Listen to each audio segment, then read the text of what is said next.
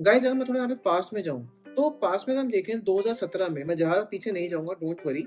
2017 में जब एप्पल ने आईफ़ोन 10 को यहाँ पे इंट्रोड्यूस किया, तो उस टाइम पे भी जो बेस वेरिएंट था आईफ़ोन 10 का वो था 64 जीबी। और 64 जीबी के लिए अब इंडिया में अगर मैं बात करूँ, तो इंडिया में आप पे कर रहे थे अराउंड 1 लाख टू 1,10,000 रुपीज़। पर फिर भी वो स्टोरेज यहाँ पे आपके एनफ नहीं थी। पर फिर भी एप्पल ने इस प्रैक्टिस को 2021 तक यहाँ पे कंटिन्यू रखा, यानी आईफ़ोन 13 तक। फिर जब एप्पल को लगा कि यार हमारे यूजर्स को बहुत ज़्यादा प्रॉब्लम हो रही है, बेस वेरिएंट में स्टोरेज बहुत कम है, तो फिर एप्पल ने एक स्टेप लिया जो था आईफ़ोन 14 के साथ, जहाँ पे एप्पल ने आईफ़ोन 14 के अंदर बेस वेरिएंट को 128 जीबी से यहाँ पे रिप्लेस करा, और आईफ़ोन 15 में भी हमें वो प्रैक्टिस यहाँ कंटिन्यू देखने को मिली है। तो ये लगता है कि एप्पल थोड़ी बहुत यहाँ पे जेन्युइनिटी यहाँ पे दिखाई है आईफ़ोन्स के लिए। पर क्या हमारे लिए एनफ है? अब हम 2024 में खड़े हैं, जहाँ पे 128 जीबी क्वेश्चन मार्क बन जाता है, क्या वो एनफ है? या फिर अगर आप एक आईफ़ोन लेने का सोच रहे हैं, तो क्या आपको एक्स्ट्रा पैसे पे करके 256 जीबी या 512 जीबी वाला वेरिएंट आपको लेना चाहिए? आई थिंक वो शायद वर्थ इट यहाँ पे नहीं है। गाइस सबसे बड़ा क्वेश्चन ये आता है, क्या ये सिर्फ नंबर्स बढ़ाने की यहाँ पे बात है, या हमारी डिजिटल हैबिट जैसे यहाँ पे इम्प्रूव हो रही है, यानी कि जैसे एनहांस हो रही है, तो उसकी वजह से एप्पल को ये स्टेप्स लेने पड़ रहे हैं? क्योंकि आप देखेंगे कि आज के आईफोन 15 के अंदर अगर मैं बात करूँ, तो आईफोन 15 के अंदर 48 मेगापिक्सल का यहाँ पे कैमरा एप्पल ने दे दिया है, जिसमें हम high resolution photos, 4K videos जैसी चीजें यहाँ पे स्टोर कर सकते हैं। तो उन फोटोज और वीडियोस को स्टोर करने के लिए भी आईफोन को स्टोरेज चाहिए, ताकि आपका जो आईफोन है वो उस चीज को बैकग्राउंड में प्रोसेस कर पाए और इजिली आप उन चीजों को यहाँ पे एक्सेस कर पाए। अगर मैं आपके साथ अपना एक्सपीरियंस यहाँ पे शेयर करूँ, तो आईफ़ोन 14 जो मैं यहाँ पे यूज़ कर रहा हूँ, तो कभी-कभी दोस्तों उसमें ये होता है, मेरा भी आईफ़ोन 128 जीबी है, पर जब मैं उसमें कभी सिनेमैटिक वीडियोज़ यहाँ पे रिकॉर्ड करता हूँ 4K के अंदर, तो इट टेक्स टाइम, यानी कि उस वीडियो को प्रोसेस करने में टाइम लगता है, क्योंकि मैंने अपनी जो सारी वीडियोज़ एंड फ़ोटोज़ हैं वो आईक्लाउड में यहाँ पे सेव करी हुई हैं। तो आईक्लाउड में जब वो सेव होती हैं, उस बैकग्राउंड में सिनेमैटिक वीडियो यहाँ पे प्रोसेस होती है, तो बहुत टाइम लग जाता है। तो उस वजह से यूज़र्स क्या करते हैं कि आईक्लाउड का झंझट ना पालकर वो आईफ़ोन का बहुत बेस्ट वेरिएंट, यानी कि 256 जीबी, 512 जीबी तक वाला वेरिएंट यहाँ पे लेते हैं, ताकि कोई भी उनको यहाँ पे इश्यूज़ फेस ना हो। पर मेरी नज़र में दोस्तों वो एक, आई थिंक वो शायद इतना वर्थ इट नहीं है कि आप एक स्टोरेज, खाली स्टोरेज बढ़ाने के लिए आप इतना पैसा यहाँ पे एक्स्ट्रा एप्पल को पे करें। उसका एक बहुत ईज़ी यहाँ पे सॉल्यूशन आता है, वो यहाँ पे आता है आईक्लाउड। एप्पल ने 2020 के अंदर एप्पल वन को यहाँ पे इंट्रोड्यूस किया, जहाँ पे एप्पल ने अपनी सारी एप्पल सर्विसेज, यानी कि Apple music, Apple TV, Apple arcade और साथ में आई क्लाउड, एप्पल इन सबको एक में कंबाइन कर दिया। और यहाँ पे एप्पल ने दो प्लान यहाँ पे निकाले, जो था 195 रुपीज पर मंथ और 365 रुपीज पर मंथ।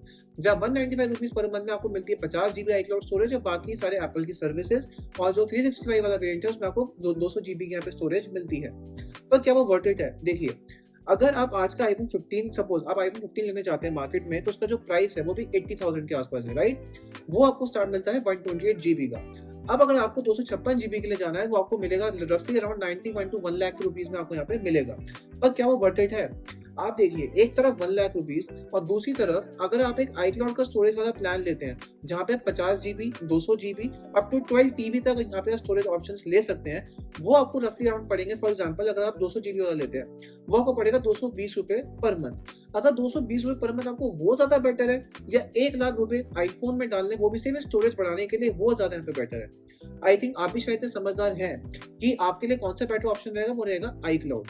जहाँ पे गाइस आईक्लाउड एक बहुत ही बेस्ट ऑप्शन मुझे यहाँ पे लगता है, क्योंकि जब मैंने भी अपना आईफ़ोन 14 लिया, तो मैंने ये सोच के माइंड में लिया यार कि 128 जीबी आई नो मेरे लिए कम है, पर मेरे पास आईक्लाउड भी तो है ना। मैं आईक्लाउड के अंदर बहुत सारी चीज़ें यहाँ पे स्टोर कर सकता हूँ, अपनी फोटोज़, अपनी वीडियोज़, और साथ में जो एक्स्ट्रा फीचर्स मुझे मिल रहे हैं, जैसे प्राइवेट रिले मुझे मिल रहा है, एडवांस डेटा प्रोटेक्शन मुझे मिल रहा है, हाइड माय आईपी एड्रेस जैसे फीचर्स मुझे यहाँ पे मिल रहे हैं, तो वो भी तो फीचर्स मुझे साथ में मिल रहे हैं ना आईक्लाउड के।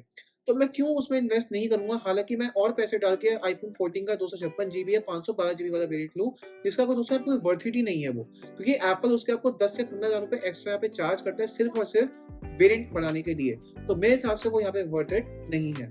अगर गाइस हम बात करें एक और एग्जांपल की, मैं आपको देना चाहूँगा। फॉर एग्जांपल आईफ़ोन 15 प्रो और प्रो मैक्स। आईफ़ोन 15 प्रो के अंदर आपको मिलता है 256 जीबी और 512 जीबी का ऑप्शन। आईफ़ोन 15 प्रो मैक्स के अंदर आपको मिलता है अप टू 1 टीबी। पर क्या वो इकोनॉमिकल है? देखिए, अगर आप फॉर एग्जांपल अगर 5 साल का 2 टीबी का आईक्लाउड का प्लान लेते हैं, वो आपको पड़ेगा अराउंड $500। आप उसको खुद कैलकुलेट यहाँ पे कर लीजिए। और उसी तरफ आप देखिए आईफ़ोन 15 प्रो, जो आपको मिलेगा $200 एक्स्ट्रा, यानी कि $700 का। तो क्या आपके लिए यहाँ पे वर्थ इट है? आप खुद बताइए। अगर आप iPhone 15 Pro लेंगे तो आप उसका बेस वेरिएंट लेंगे या फिर उसका एक 1 टीबी वाला वेरिएंट लेंगे, जो आपको एक तरह से अगर इंडियन रुपीज़ में मैं बात करूँ तो आपको 1.5 लाख के करीब वो पड़ेगा। तो आपको वो ज़्यादा बेटर है या पर मंथ आपको ₹220 देने यहाँ पे बेटर है? आई थिंक आप खुद समझदार हैं, आपको ₹220 यहाँ पे ज़्यादा वर्थ इट यहाँ पे लगेगा। तो स्टोरेज ऑप्शन को इतना बड़ा हौवा-सा नहीं है कि यार कि अगर आप iPhone लेने यहाँ पे जा रहे हैं तो आपको एक बेस्ट से बेस्ट आपको ऑप्शन लेना है, यानी कि सबसे हायर वेरिएंट आपको लेना है। अगर आप बेस वेरिएंट भी यहाँ पे लेते हैं ना, तो आपके पास iCloud एक बहुत ही अच्छा ऑप्शन यहाँ पे एप्पल आपको देता है, जिसमें आप बेस्ट से बेस्ट स्टोरेज ऑप्शन यहाँ पे चूज़ कर सकते हैं और मल्टीपल वीडियोज़, फ़ोटोज़ यहाँ पे आप शेयर कर सकते हैं। गाइज़ मेरे iPhone के अंदर अराउंड 6000 फ़ोटोज़ हैं, 800 टू 900 वीडियोज़ हैं और बहुत सारी चीज़ें जो मैंने iCloud में यहाँ पे स्टोर कर रखी हैं। तो iCloud की वजह से मेरे iPhone में भी स्पेस अवेलेबल रहती है और वो चीज़ें मेरी iCloud में यहाँ पे स्टोर रहती हैं। इससे क्या होता है कि उन फ़ोटोज़, वीडियोज़ को मैं अपने मैकबुक पे, अपने आईपैड पे मैं कहीं भी उनको एक्सेस कर सकता हूँ।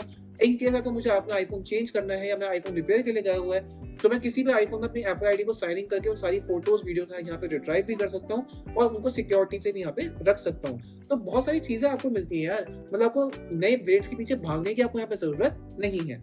अब हम बात करते हैं फ्यूचर ऑफ आईफ़ोन। फ्यूचर में क्या होता है? आपको क्या लगता है? जैसे अब तक हमने बात की कि एप्पल ने 128 जीबी से यहाँ पे इसको रिप्लेस करा। पर क्या आपको लगता है कि एप्पल को बेस वेरिएंट वाले जो आईफ़ोन्स हैं, यानी कि अब जो अपकमिंग आईफ़ोन 16 सीरीज़ है, तो एप्पल को उनको 256 जीबी से रिप्लेस कर देना चाहिए? हालाँकि एप्पल, अगर हम आज की कंज़म्पशन देखें यूज़र्स की कि दिन पे दिन कितनी ज़्यादा गाइस, हम बात करें फ्यूचर ऑफ आईफोन, आपको क्या लगता है कि एप्पल को 256 जीबी से रिप्लेस करना चाहिए अपनी अपकमिंग आईफोन 16 सीरीज को? अगर मैं बात करूं अभी आईफोन 16 के बेस वेरिएंट की, तो आईफोन 16 का जो बेस वेरिएंट है, मुझे लगता है कि एप्पल को 256 जीबी से यहाँ पे रिप्लेस करना चाहिए अगर हम आज की कंजम्पशन को यहाँ पे देखें, क्योंकि जैसे यहाँ पे एप्पल नए नए आईफोन्स को लॉन्च कर रहा है, इतनी सारी कैपेबिलिटीज के साथ यहाँ पे लॉन्च कर रहा है और उसमें अगर आप फोटोज वीडियो यहाँ पे रिकॉर्ड कर रहे हैं, तो आपको लगता है कि 128 जीबी एनफ नहीं है? अगर इन केस अगर iCloud आप नहीं लेते हैं तो आई थिंक कि 256 जीबी से एप्पल को यहाँ पे रिप्लेस करना चाहिए, क्योंकि ताकि जो यूजर्स हैं वो और ज़्यादा यहाँ पे चीज़ें स्टोर कर पाएँ, गेम्स हो गई, वीडियोज़ हो गई, फोटोज़ हो गई, तो आई थिंक एप्पल को ये स्टेप यहाँ पे लेना चाहिए और वो यहाँ पे वर्थ इट भी यहाँ पे रहेगा। तो गाइस, आपको क्या लगता है? आपके लिए क्वेश्चन है, आपको क्या लगता है, आप बताइए। अब तक हमने जितनी यहाँ पे बात करी, तो आपको क्या इकोनॉमिकल लगता है? एक आईफोन में 1.5 से 2 लाख रुपए डालना सिर्फ एक स्टोरेज के लिए, या फिर एक iCloud में इन्वेस्ट करना जो आपको स्टार्टिंग से पड़ेगा 75 रुपीज पर मंथ से लेकर up to 2000 rupees per month? तो आपके लिए यहाँ पे कौन सा बेटर ऑप्शन है, आप खुद यहाँ पे देखिए। आई थिंक अगर मैं आपको अपना व्यू दूं, तो मेरे हिसाब से iCloud एक बेटर ऑप्शन निकल के आता है, जहाँ पे iCloud में आपको ये एक फैसिलिटी मिलती है कि आप अपने आईफोन की जितनी भी फोटोज, वीडियो, फाइल्स हैं जो आपके iCloud में स्टोर है, वो आप अपने मैकबुक पे, अपने आईपैड पे कहीं पे भी एक्सेस कर सकते हैं। इन केस अगर आपका आईफोन यहाँ पे चोरी हो जाता है, आपका आईफोन खो जाता है या खराब हो जाता है, तो आप किसी और आईफोन में भी अपनी एप्पल आईडी को साइन इन कर उस डेटा को यहाँ पे रिट्राइव भी कर सकते हैं। और अगर ये सेम चीज अपने आप आईफोन में स्टोर करेंगे, तो आपको, अगर आपका आईफोन खराब हो गया, अगर आपने आईफोन रिपेयर के लिए दिया हुआ है, तो आपको सारी चीजें यहाँ पे बैकअप करनी पड़ेंगी फिर से iCloud के अंदर, तब भी आप iCloud यहाँ पे आपको परचेज करना ही पड़ेगा।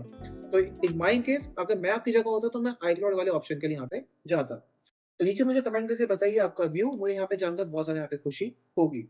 तो मिलता हूँ आपसे आने वाली ऐसी इंटरेस्टिंग वीडियोज़ के अंदर। मुझे उम्मीद है आपको वीडियो में बहुत हेल्प करी होगी। अगर करी है, तो इस वीडियो को लाइक, शेयर, सब्सक्राइब यहाँ पे कर दीजिए, क्योंकि मैं आपको ऐसी इंटरेस्टिंग वीडियोज़ यहाँ पे लेके आता रहता हूँ। तो मिलता हूँ आपसे आने वाली वीडियो में। जय हिंद, वंदे मातरम।